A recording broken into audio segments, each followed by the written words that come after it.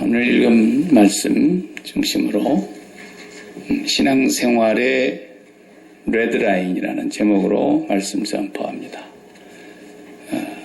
말라기 선지자는 구약에 있어서 이제 마지막 선지자죠. 예수님 오시기 전까지, 세례 요한이 등장하기 전까지 약 400년 가까이 하나님의 선지자가 세상에 더 이상 나타나지를 않았고 하나님이 보내주시지도 않으셨습니다.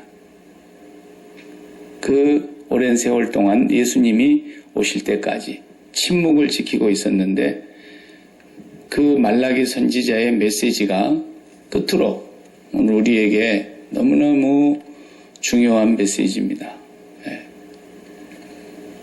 구약시대의 말씀이라고 해서 우리가 조금이라도 소홀히 다룬다 그러면 하나님을 전혀 모르는 소치인 것입니다. 하나님은 변하지 않는 분이세요. 그분은 어제나 오늘이나 영원히 동일하신 분이세요. 그러니까 그분의 입에서 나오는 말씀도 또한 변함이 없어요.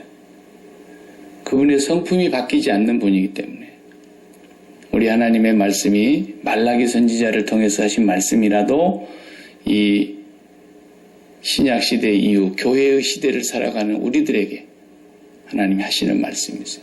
오늘 본문에도 또 대상을 누구로 부르고 있습니까? 2장 1절에 너희 제사장들아 그랬어요. 제사장들에게만 하신 말씀이 아니죠. 제사장들은 모든 백성의 대표자입니다. 그러니까 우리도 지금은 예수님 오신 이후에 뭐라고 말씀했어요? 사도 베드로가 베드로전서 2장 9절에서 너희는 뭐라 그랬어요? 택하신 족속이요. 그 다음에 왕같은 제사장들이라 그랬어요. 우리가 제사장들이란 말이에요. 그러니까 너희 제사장들아 그랬으니까 오늘 우리 보고 하시는 말씀이지 이게 시대가 옛날 구약시대의 말씀이라고 해서 하나님이 변하셔서 딴 말씀하신 게 아니란 말이죠. 우리에게 하신 말씀으로 지금 이 시간에 하나님 우리 가운데 오셔서 성령으로 임재하셔서 지금 말씀하고 계시는 걸 우리가 잘 들어야 됩니다. 굉장히 중요한 말씀이라. 그래서 레드라인이라는 말 요즘 가끔 쓰고 있지 않습니까? 본래 있는 말이지만 이제 국제 정치나 우리 한국 같으면 뭐 대북 정치에 대해서 지금 또 트럼프 대통령이 북한을 선제 공격할 수도 있다. 한마디 말을 던지면 이제 그 말이 레드라인이 될 수 있는 하나의 근거가 되는 거죠. 네가 레드라인을 넘어서면 우리가 공격을 할 수도 있다. 대륙간 탄도미사일을 만들었어요. 그러다가 이제 앞에 꼭대기에다가 핵무기를 소형화해가지고 핵무기를 거기다 붙여갖고 쏘면 ICBM이라고 우리가 말하는 그 대륙간 탄도미사일이 5,500km 그러니까 3,500마일 정도를 날아가는 것을 이번에 성공했단 말이에요. 북한이. 그러니까 미국의 영토를 이제는 공격할 수 있는 무기를 손에 쥐고 있다 이거예요. 북한에서 괌까지가 2,200마일밖에 안 되는데 3,500마일을 쏠 수 있는 미사일이 성공을 했으니까 미국의 본토가 사정권에 들어왔단 말이에요. 거기가 이제 핵무기가 소형화돼서 꼭대기에다 달기만 하면 그냥 괌도 없애버릴 수 있는 그런 무기를 갖고 있는 거예요, 이제. 그래서 레드라인이라 그러면은 아직까지는 이제 거기 핵무기가 소형화돼가지고 대륙간 탄도미사일 ICBM 미사일에다가 장착을 했는지 그것은 군사 전문가들이 하는 얘기를 보면은 아직까지 거기까지 가는 단계는 아닌 것 같은데 계속 지금 쏘는 연습을 하는 거 보면은 얼마 후면 그것이 완성 단계에 이르러서 우리도 이제 핵무기 보유 국가로 인정해라 이렇게 될 거라는 거죠.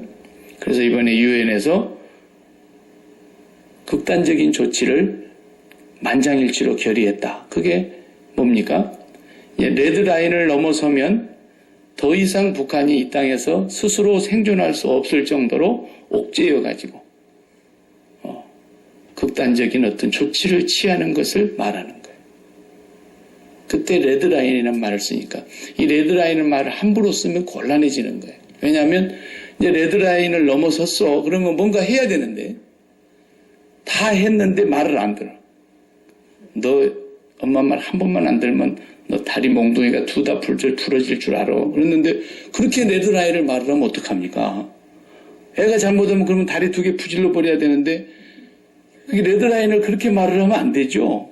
예. 그러니까 지금도 최고의 극단적인 조치는 안 했단 말이죠. 최고의 극단적인 조치는 중국에서 기름을 공급해 주지 않아야 된대. 이번에 30%만 공급을 줄였어요. 70%가 아직도 남아있으니까 살 길이 있다. 너희들이 진짜로 이제 핵무기를 만들어서 쏘면 이제는 끝장내버리겠다. 그게 마지막 레드라인 아닙니까? 더 이상 수용할 수 없는 상태. 그걸 우리가 또 다른 말로 마지노선이라 그러죠. 네. 그러면 하나님은 그 말을 함부로도 쓰실 수 있는 분이세요. 왜냐하면 하나님이시니까. 하나님 한번 말씀을 딱 내뱉으시면 주소 담는 법이 없잖아요. 그분의 말씀은 절대적이며 반드시 이루어지는 것이며 하나님의 말씀은 온 세상이 다 바뀌는 한이 있어도 내 말씀은 1.1핵도 땅에 떨어지지 않을 거다. 그러면 하나님께서 마지노선을 얘기할 때는 심각한 거예요. 레드라인을 넘지 마. 하나님이 보시는 레드라인이 어딘가를 우리가 알아야 돼요. 그걸 넘어서면 반드시 하나님의 백성들에게 하나님께서 어떤 극단적인 조치를 취합니다. 그 어딘지 아세요? 김정은이는 핵무기를 소형화해서 ICBM 대륙간 탄도미사일 꼭대기에다가 그걸 장착을 해서 5,500마일 아니면 1만 마일도 쏠 수 있으면 이제 끝나는 거예요. 그럼 레드라인 넘어선 거죠? 그러면 이제 어떻게 할 거예요? 그 나라를 지구상에서 없애버려야 되겠어요? 전쟁을 이렇게 갖고 어떻게 해야 되겠어요? 아니면 잘 달래가지고 이제 어떻게 요구사항을 받아줘야 될 거예요? 이거 굉장히 복잡한 문제가 되는 거 아닙니까? 국제 정치 속에서. 근데 하나님은 복잡할 게 하나도 없어요. 내가 레드라인을 넘지 말라고 그랬는데 넘으면 내가 이렇게 한다? 하나님 반드시 그렇게 하시더라고요. 이게 무서운 거죠. 그 레드라인이 뭘까요? 하나님을 잊어버리는 거예요.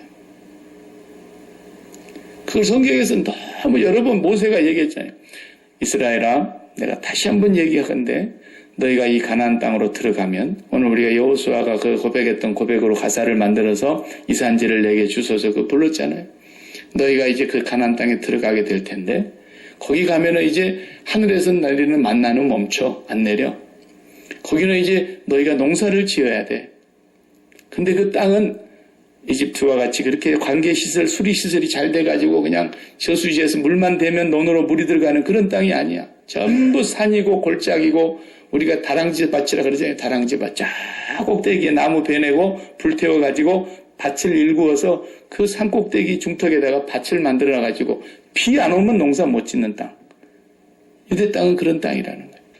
그러니까 너희가 거기 가서 농사를 지을 때는 만약에 여호와 하나님을 잊어버리면 하늘로부터서 이른 비와 늦은 비를 내가 내리지 않을 것이고 설사 너희들이 별일을 다해서 그 농사를 지어가지고 열매를 거두게 된다 할지라도 기한 전에 내가 다 떨어지게 해버릴 것이고 그리고 그 주변 국가들이 너희들을 괴롭혀서 너희들이 도저히 살 수 없게 될 것이고 경고를 내렸잖아요. 그게 뭐예요? 레드라인을 넘어서면. 근데 그렇게 됐어요? 안 됐어요? 성경을 잘 모르시나 봐. 눈만 껌벅껌벅하고 있지 말고 대답 좀 해봐요. 그렇게 됐어요? 안 됐어요? 첫 번째 언제 됐어요? BC 721년 예수님 오시기 전 721년에 이스라엘 땅이 그렇게 됐어요. 그래가지고 아시리아라고 하는 나라가 그냥 흔적도 없이 다 멸망시켜버렸잖아요. 북이스라엘 왕국을. 우리가 열왕기 상하에서 배우고 역대기 상하에서 배우는 그 북이스라엘 나오잖아요. 여로보암 왕의 그 후예들. 완전히 하나님이 그 나라를 다 없애버렸어요. 그리고 이제 남쪽 유다 땅만 조그만 거 남아 있었는데 그 유다 땅도 하나님이 레드라인을 정해놨는데 거기도 변했어요. 몇 년에? 586년에 누가? 아시리아는 이제 바빌로니아에게 망했거든요. 그 바빌로니아가 제일 큰 제국인데 요즘 말하자면 미국 같은 나라란 말이에요. 그 바벨론 제국이 586년에 남쪽에 남아있는 그 자그마한 유다 땅마저 쳐들어와가지고 예루살렘 성을 완전히 다 무너버리고 그 안에 있는 솔로몬이 지었던 그 화려한 성전을 다 불태워버리고 그 안에 성전 기물들 금으로 만든 거 다 가져가버리고 쓸만한 사람들 다 종으로 끌고 가버리고 아이벤 여인들까지 다 죽이고 정말 잔혹한 일들이 벌어졌어요. 누가? 하나님의 선택받은 백성들에게.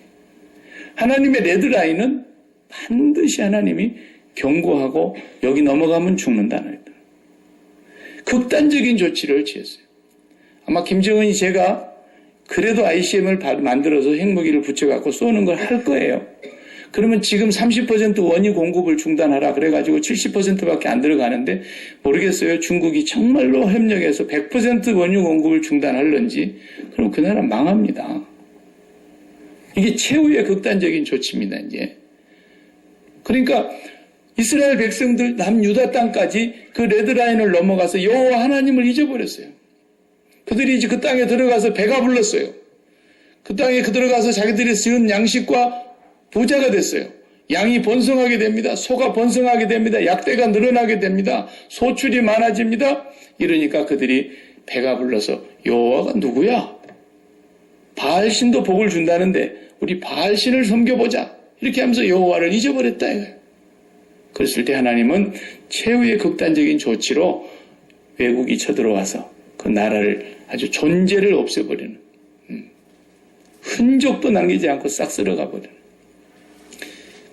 메뚜기가 몰려와가지고 추수할 무렵에 풀리파리라고 하는 생긴 것은 나뭇가지 껍데기까지 다 갉아먹고 하얗게 돼버린 그런 모습처럼 만들어버렸어요. 하나님이. 유다 땅도 그렇게 해버렸어요. 네. 이것이 레드라인이 뭐라고요? 하나님을 잊어버리는 하나님. 우리가 1장을 지난 시간에 봤는데 1장에도 보면은 1장의 주제가 뭐예요? 6절, 7절 아니었습니까? 1장 6절, 7절 다시 한번 읽어볼까요? 다 같이. 여기도 제사장들이라 그랬죠? 내 이름을 멸시하는 제사장들아, 나 만군의 여호와가 너희에게 이르기를 아들은 그 아버지를 종은 그 주인을 공경하나니 내가 아버지일진데 나를 공경함이 어디 있느냐 내가 주인일진데 나를 두려워함이 어디 있느냐 하나 너희는 이르기를 우리가 어떻게 주의 이름을 멸시하였나이까 하는도다. 너희가 더러운 떡을 나의 제단에 드리고도 말하기를 우리가 어떻게 주를 더럽게 하였나이까 하는도다. 이는 너희가 여호와의 식탁은 경멸히 여길 것이라 말하기 때문이라. 아니 하나님을 잊어버린 거예요. 내가 아버지인데 너희들이 아버지 공경하는 마음이 있냐? 손금이라도. 내가 주인인데 너희들은 종인데 정말 주인을 공경하고 두려워하는 마음이 있느냐? 없다라는 거예요. 하나님을 잊어버린 거예요. 또 2장에 와서 또 반복해서 말씀합니다. 2장 1절을 다시 보면서 제사장들아 이제 너희에게 이같이 명령하노라. 2절 다 같이 만군의 여호와가 이르노라 너희가 만일 듣지 아니하여 마음에 두지 아니하여 내 이름을 영화롭게 하지 아니하면 내가 너희에게 저주를 내려 너희의 복을 저주하리라. 내가 이미 저주하였나니 이는 너희가 그것을 마음에 두지 아니하였음이라. 아멘. 마음에 두지 않았다는 거예요. 여호와 하나님과 그 하나님의 이름을 마음에 두지 않았다. 이름은 그 사람의 인격 자체를 말한다 그랬죠. 네. 누가 제 이름을 부르면 제가 뒤를 돌아보면서 응답을 하잖아요. 왜? 이름은 곧 그 사람이니까. 여호와의 이름을 멸시하는 자들이란 말은 하나님을 무시했다는 거예요. 그리고 하나님을 마음에 두지 않았다는 겁니다. 하나님을 공경함과 경외함과 두려움이 전혀 없었다는 것입니다. 하나님을 도리어 멸시하고 업신여겼다는 것입니다. 다윗도 한순간에 여호와를 업신여김으로 밧세바를 취하고 그 남편을 죽이고 그 범죄를 완전 범죄로 꾸미려고 했을 때 하나님께서 그를 어떻게 합니까? 징치하고 인생 채찍으로 매를 때리지 않습니까? 그 하나님은 지금도 우리 아버지 하나님이십니다. 그 하나님은 동일하신 분이십니다.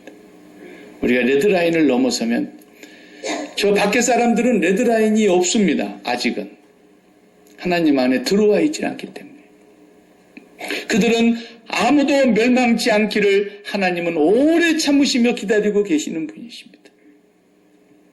그리고 우리가 그 하나님의 마음을 알기 때문에 그 오래 참고 기다리시는 그 아버지의 마음을 저들에게 가서 전달하기 위해서 복음을 전하고 그들을 섬기고 선교사들이 나아가서 또 선포하고 그러지 않습니까?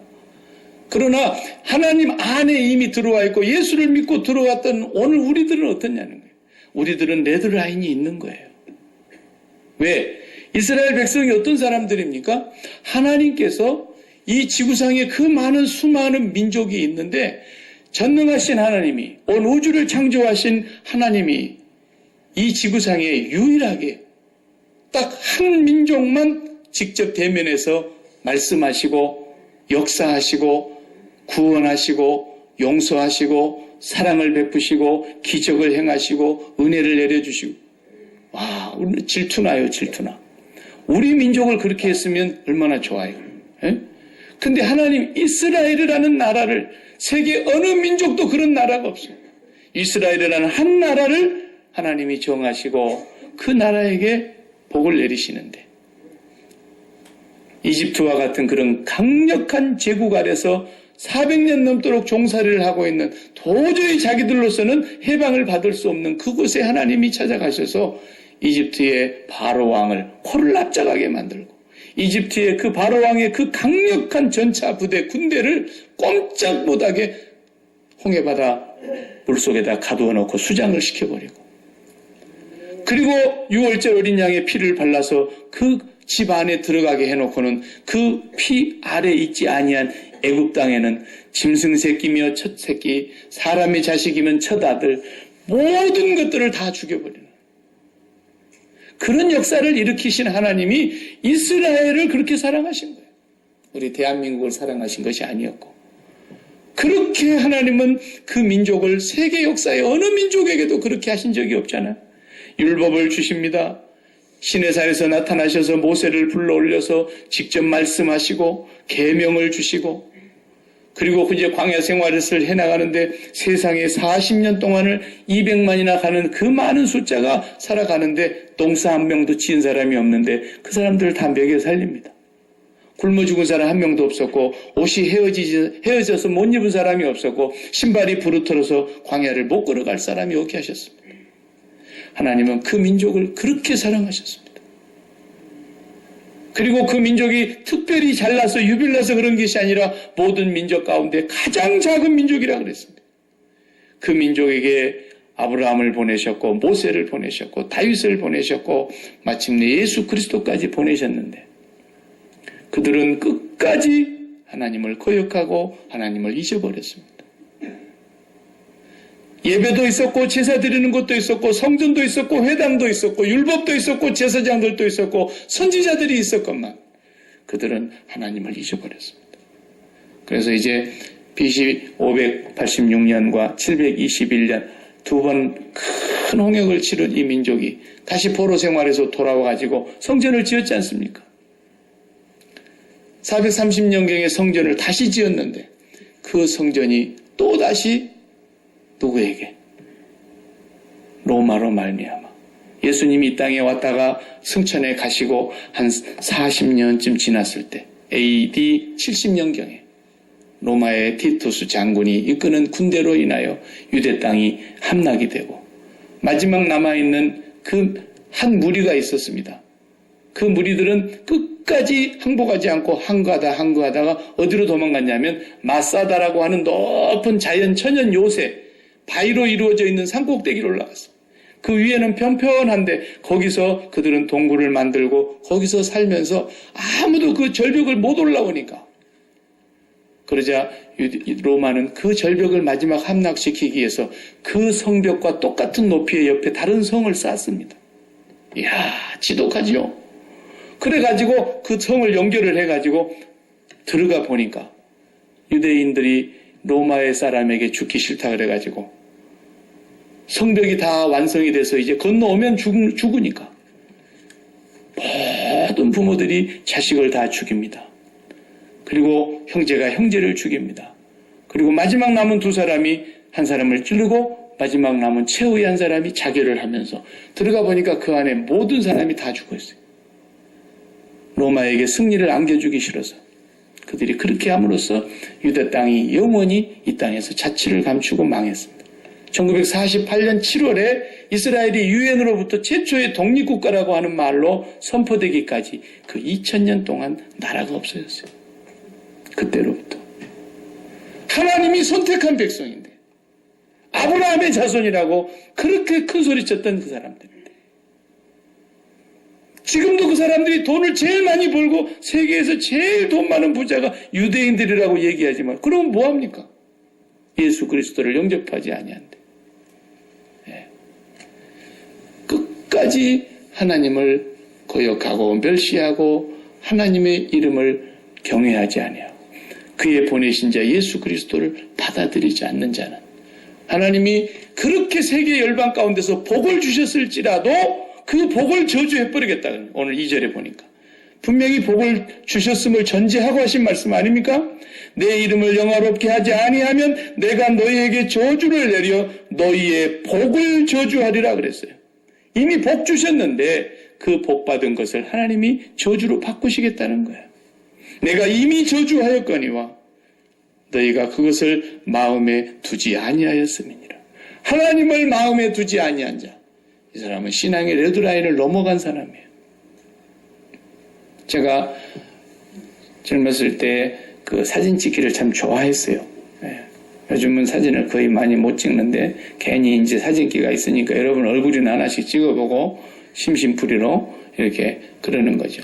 근데 사진을 진짜 전문적으로 찍는 사람은 굉장한 실력을 갖고 있는 미국에 이번에 제가 모셨던 그 군종감 목사님의 아들, 외아들 독자 하나 있는데 그 아들도 홍 목사님이세요. 근데 그 아들이 목사가 됐는데 이 사진에 아주 필이 꽂혀가지고 미국 이 서부 지역에서 제일 훌륭한 이 카메라의 전문 기술을 가르쳐주는 대학교에 지금 다니고 있어요. 그분이 찍은 사진을 제가 이렇게 몇 장을 봤는데 과연 전문가예요. 프로페셔널해요.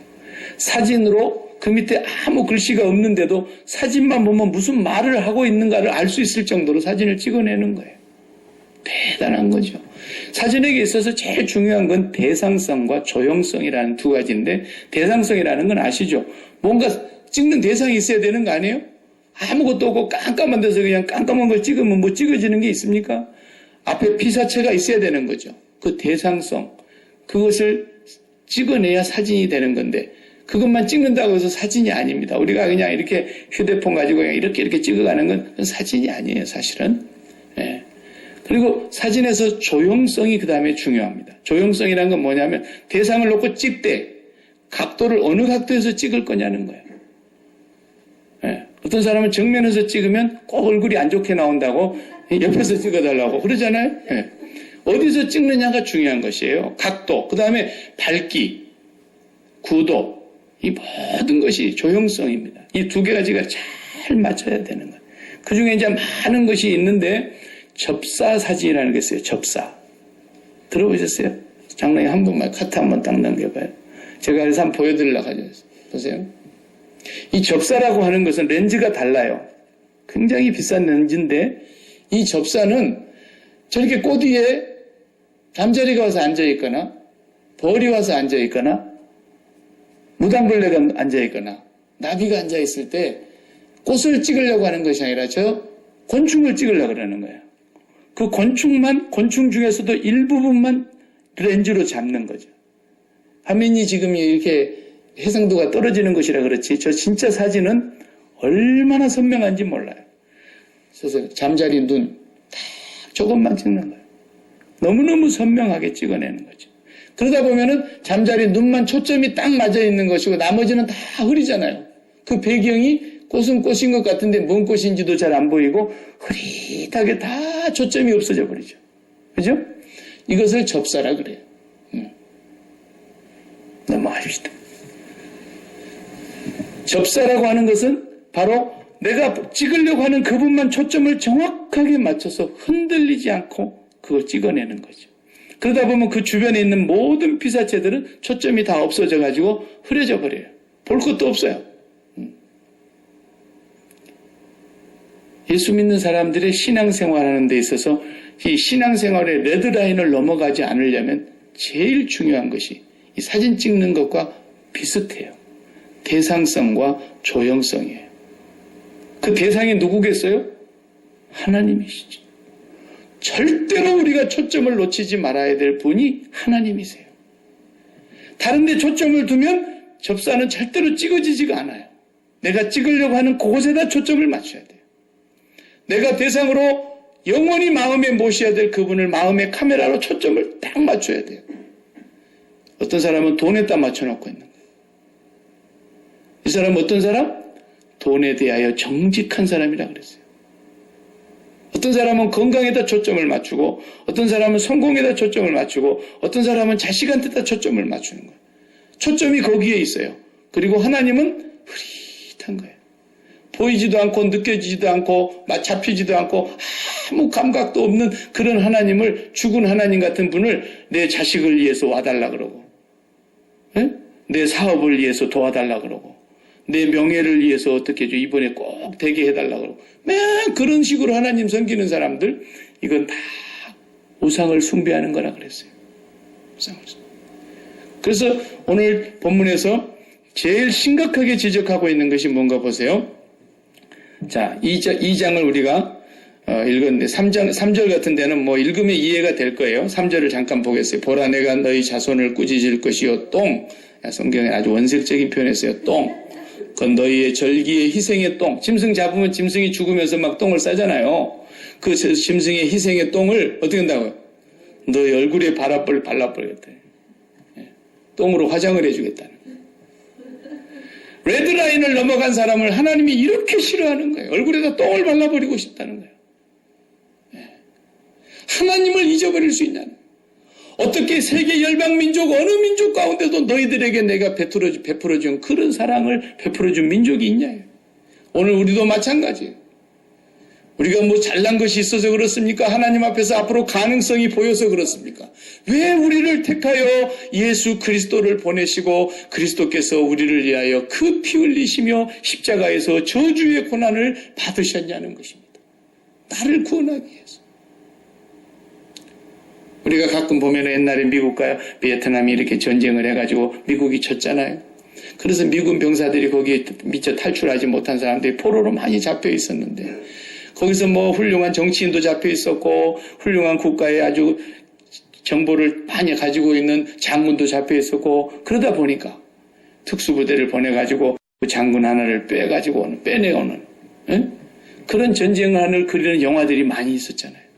그걸 보면은 그 장군이 잡혀가지고 거기서 거의 그냥 정신이 희미해질 정도로 고문을 당하고 밥도 겨우 목숨만 부지할 정도로 먹이고 그냥 모가지만 이렇게 물에다가 담가가지고 목만 이렇게 내놓고 있는, 겨우 숨만 쉬게 해놓는, 거기서 그렇게 고통을 당하는데, 거기서 이제 특수부대원도 목숨은 하나뿐인데 그걸 구하러 가다가 얼마나 많이 죽습니까? 마지막 부상을 당하고 죽으면서까지도 끝까지 그 헬기에다 태워가지고 본국으로 탈출시키는 그런 장면들을 보면서 그 포로의 입장에서 한번 생각해봐요. 정말 이제 누군가가 나를 구하러 오지 않으면 나는 여기서 이러다가 죽는 거예요. 그냥 이 땅이지만은 포로 수용소에서 비참하게 살다 죽는 거예요.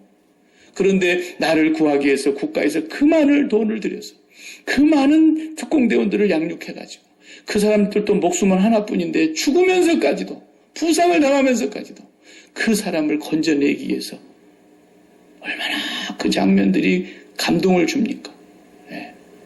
라이언 일병 구하기 같은 그런 영화는 정말 2차 대전에 아들 4명이 다 참전을 했는데 다 죽었다 이렇다는 거예요.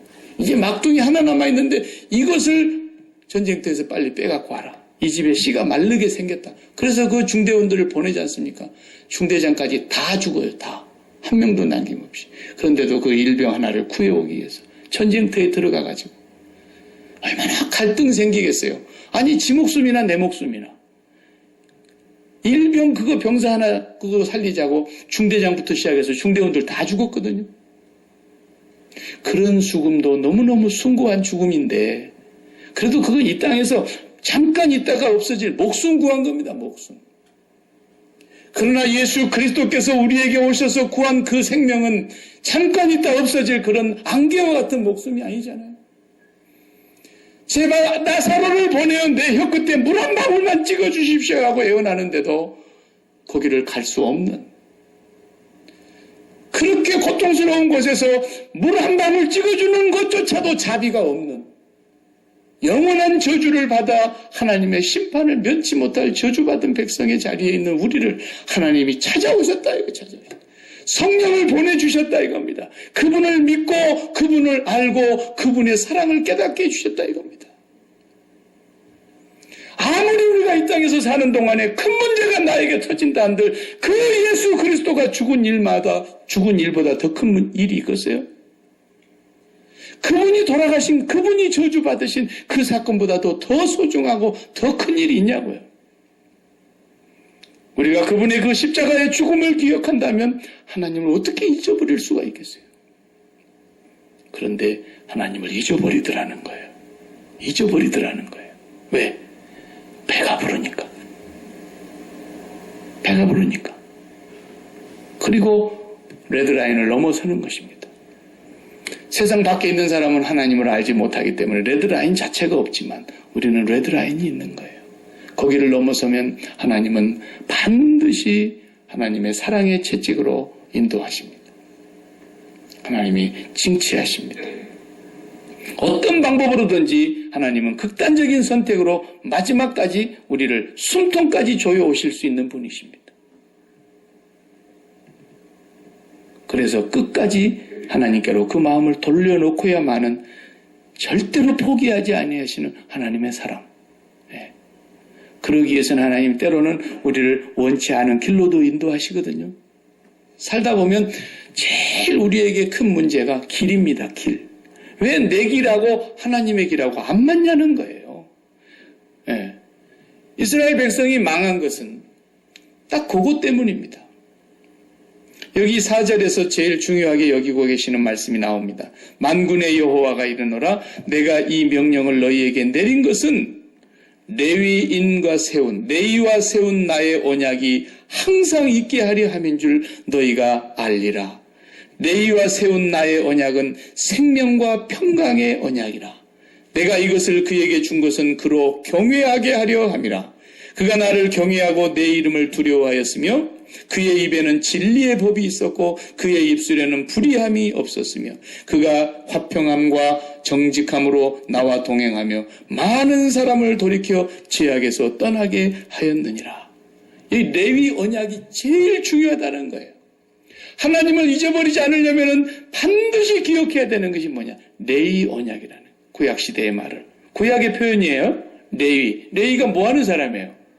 레위 사람들은 하나님의 성전을 책임지고 하나님 앞에 제사 드리는 모든 일들을 관장하는 사람들입니다. 제사장들을 도와서 하나님 앞에 백성들을 도와서 죄를 용서 안 받고 속죄의 제사를 드리고 번제의 제사를 드리고 화목제를 드리고 속건제를 드리고 소제를 드리는 이 모든 일들을 회막에서 관리하던 사람들입니다. 다시 말하면 피의 언약 아닙니까? 짐승이 대신 죽어서 피 흘려서 하나님 앞에 속죄함을 받는 일을 감당하라고 레위 사람들과 언약을 맺은 거예요. 그래서 레위 사람은 내 자손이다. 내 것이다. 전부 하나님의 것이라고 하나님이 레위 사람들을 다 가져가셨어요. 그리고 11지파밖에 안 되니까 레위 사람을 가지고 나니까 빼내니까 11지파밖에 안 되니까 요셉 지파를 둘로 나누어서 에브라임과 므낫세 지파라고 그렇게 한 것이죠. 그래서 다시 12지파를 만들었어요. 레위 사람들은 다 하나님 앞에서 일을 해야 되니까. 피의 언약을 감당해야 될 사람들이니까. 그 피의 언약이 신약에 와서 완성되게 하신 분이 바로 예수 그리스도의 십자가의 보혈의 피. 내가 너희들에게 새 언약을 주노니 받아서 마셔라. 받아서 이것을 먹어라. 그러니까 4절을 한번 우리가 예수님하고 바꿔갖고 한번 읽어봐요. 딱 레위를 빼버리고. 만군의 여호와가 이르노라. 내가 이 명령을 너희에게 내린 것은 예수와 세운 나의 언약이 항상 있게 하려 함인 줄 너희가 알리라. 예수와 세운 나의 언약은 생명과 평강의 언약이라. 내가 이것을 예수에게 준 것은 그로 경외하게 하려 함이라. 그가 나를 경외하고 내 이름을 두려워하였으며 그의 입에는 예수의 입에는 진리의 법이 있었고 예수의 입술에는 불의함이 없었으며 예수가 화평함과 정직함으로 나와 동행하며 예수가 많은 사람을 돌이켜 죄악에서 떠나게 하였느니라. 예수 그리스도의 보혈의 언약을 말씀하시고 있는 얘기란 말이에요. 예수 그리스도의 십자가의 그 보혈로 말미암아 이 언약은 영원한 새 언약이며 하나님을 경외하게 하기 위한 언약이며 예수의 입에는 진리의 법이 있었어요. 그래서 내가 곧 길이요 진리요 생명이다 이렇게 말씀하신 거예요.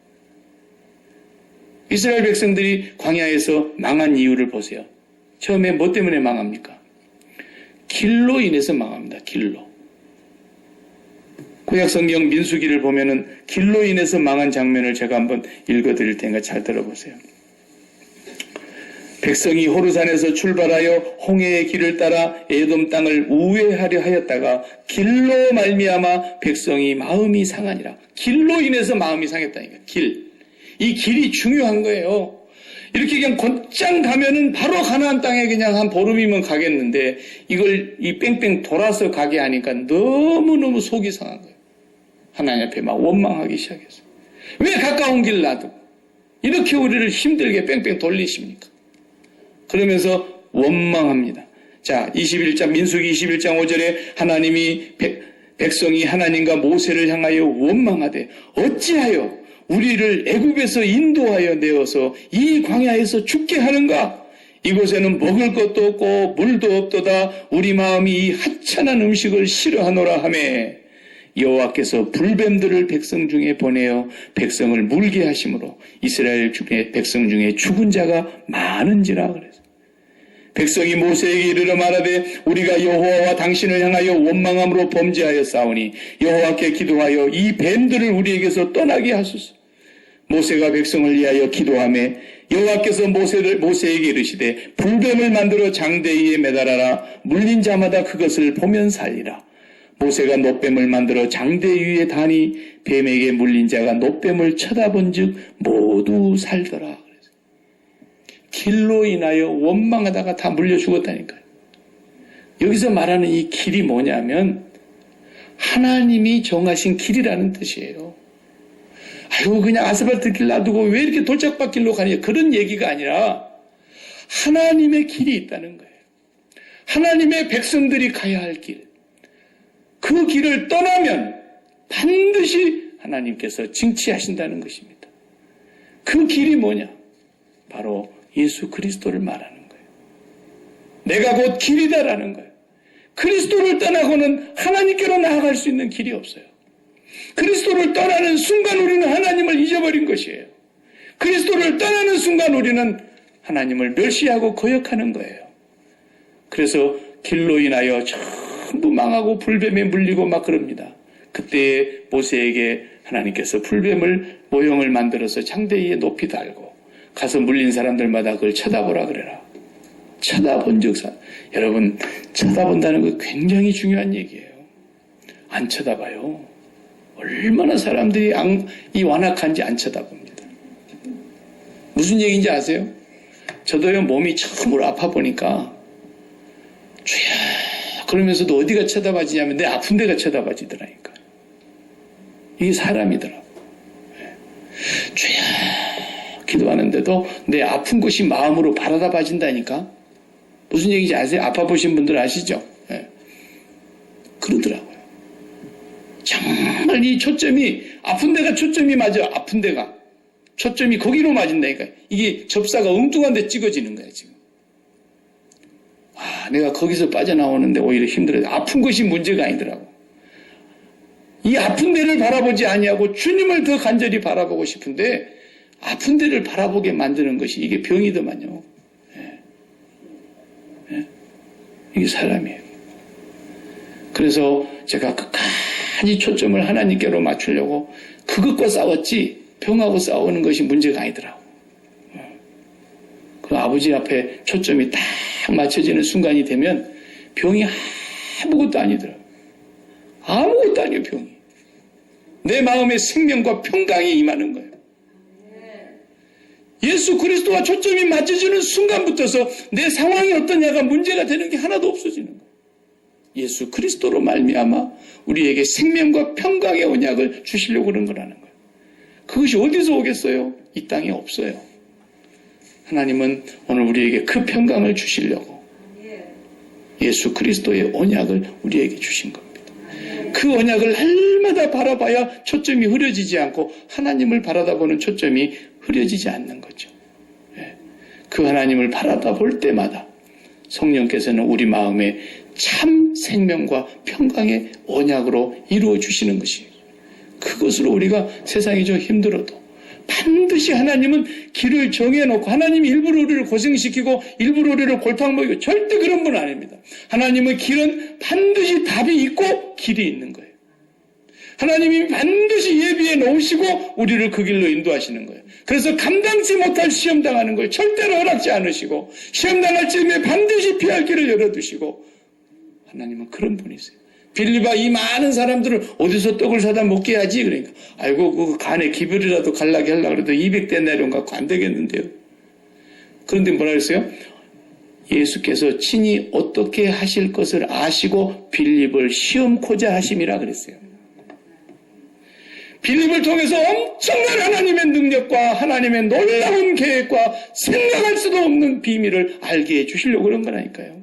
이미 다 하나님 준비해 놓으시고 그런 거예요. 그 어려운 일이 오더라도 절대로 원망하지 마세요. 하나님은 우리에게 길을 결정해 놓으실 때는 답도 해결해 놓으시고 우리를 그리 인도하시는 것이지. 그래서 오늘 이 레위의 언약을 최고 중요시 여긴다는 그 길은 바로 예수 그리스도입니다. 주님을 끝까지 바라보시면서 신앙의 레드라인을 어떤 일이 있어도 넘어서지 않기를 바랍니다. 기도하십시오. 하나님 감사합니다. 오늘 수요일 밤에 노예를 앞두고 또 준비하는 사랑하는 가족들이 다 같이 모여서 이 밤에 예배를 드렸습니다. 평소 때보다 더 많은 가족들이 하나님 앞에 모여서 예배를 드렸습니다. 하나님, 오늘 말라기 선지자를 통해서 전능하신 우리 아버지 예수 그리스도를 우리에게 주신 사랑의 아버지께서 우리 신앙인들에게 절대로 넘어서는 안 될 레드라인이 무엇인가를 말씀해 주셨는데 우리 모두가 하나님 앞에서 이 길을, 이 언약을 깨뜨리지 않기를 간절히 소원합니다. 예수 그리스도의 피의 언약을 날마다 먹고 마시며 주님의 죽으심을 우리의 양식으로 삼고 살아가는 저희들 되게 해주셔서 주님의 살과 피를 먹고 마실 때마다 우리의 초점이 하나님께로 더 분명히 나아가게 하여 주시고 예수 그리스도의 가신 그 길을 저희들도 끝까지 따라서 언약의 백성으로 살아갈 수 있도록 은혜를 베풀어 주옵소서. 예수님의 이름으로 기도드립니다. 아멘.